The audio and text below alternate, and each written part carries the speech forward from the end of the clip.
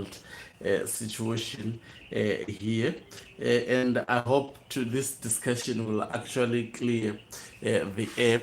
According to, Chris Mutsvanga, Budawashe Tagwirei was not co-opted into the ZANU PF, but on the other hand, Patrick Chinama, about an hour ago, has just posted that Tagwirei was co-opted. No one objected to his co-option, and actually vilifying people who have been speaking things on social media, and vowing that in the next ZANU PF Central Committee, the name of Budawashe Tagwirei is going to be read, and Budawashe Tagwirei would be amongst the list that have been actually co-opted into the ZANU PF Central Committee.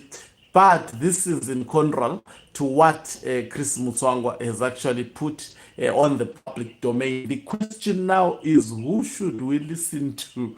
Greetings and welcome on your lovely channel, the Hlonipani Global News. If you are watching us for the very first time, please do remember to press the red or black subscribe button so that next time when we beam live, you become the very first one to watch us. You see, the problem, the critical problem about having two centers of power within one political party is that the other faction would be announcing something else, whilst the other faction will also be announcing something else. So we've got a ZANU PF that issues different press statements. Now it becomes confusing exactly to know which direction they are taking.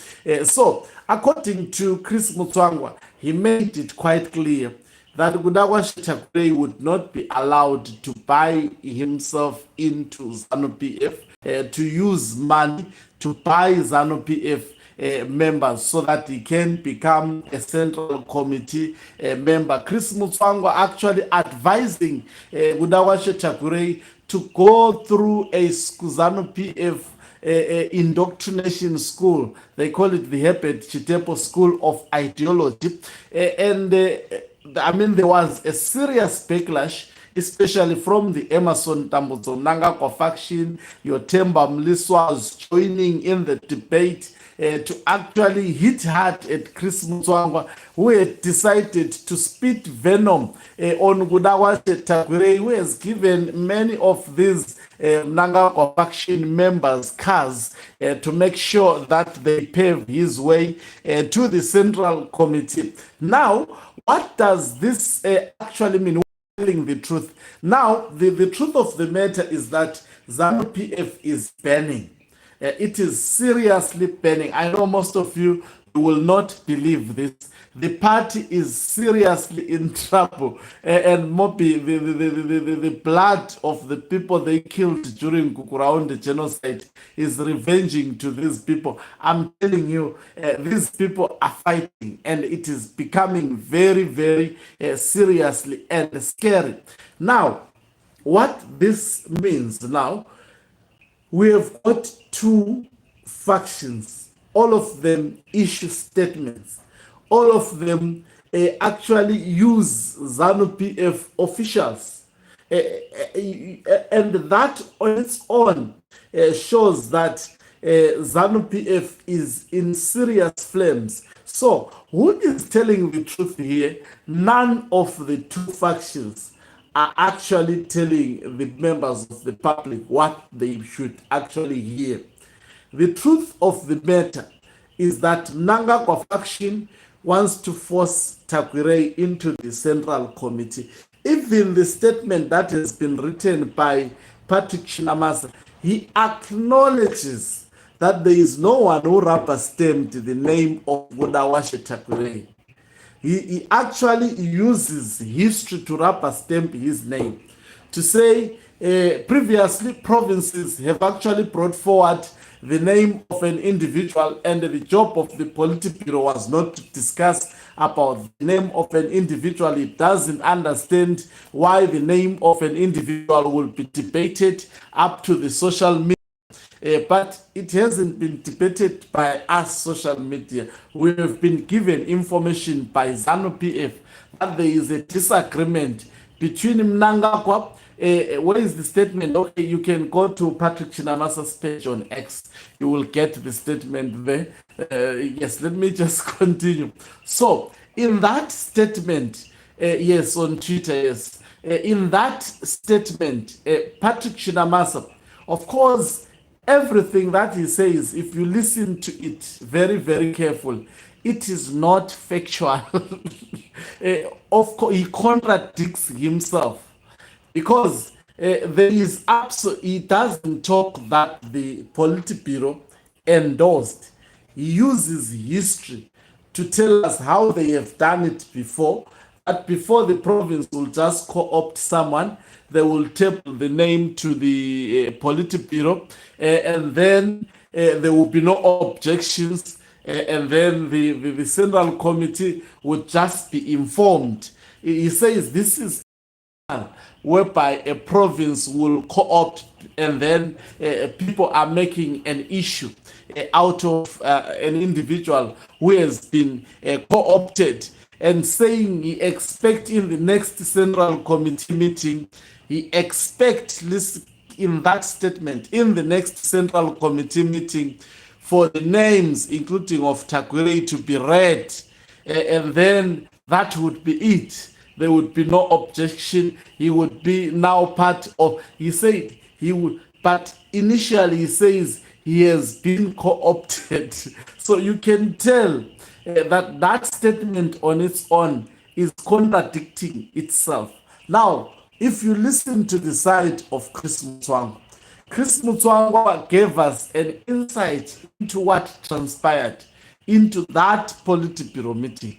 He says Gudawashe Tagwirei's name was actually rejected by the Politburo. So there is someone who is playing, and also Patrick Chinamasa revealed something, that the last Politburo meeting of ZANU PF was actually chaired by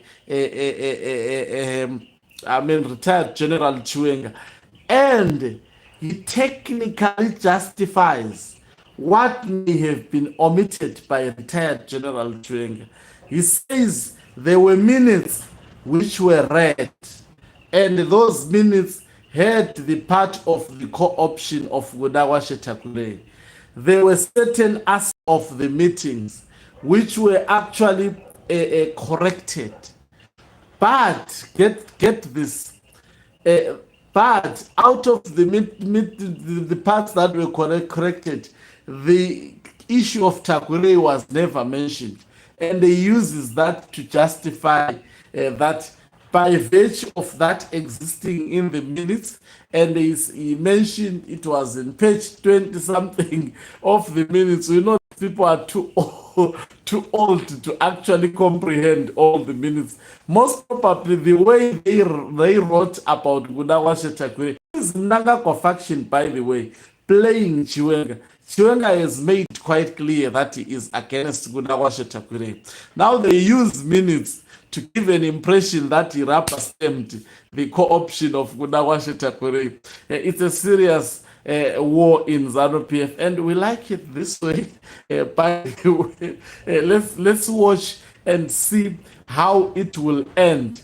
Both factions, they may be revealing certain information, but definitely they are not being honest to the people. And guess what? We have to be there to show the people that they are not honest, all of them, without choosing them. But I must tell you, ZANU PF is burning, and seriously burning.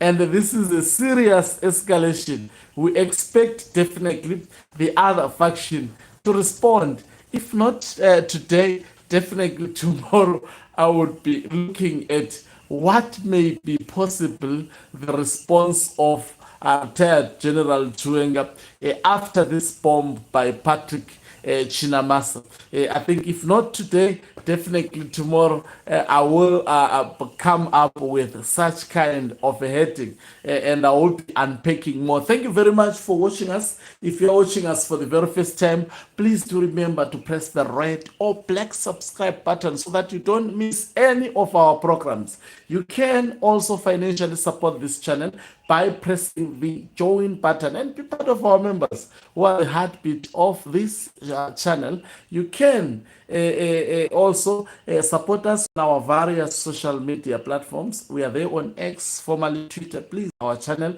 We are there also on Facebook. Please look for Hlonipani Global News and follow those channels. We will be coming so offensively in those platforms. We are posting links at the moment, but we will be coming full swing. Okancube Omhlabane is signing off. Let me laugh and leave.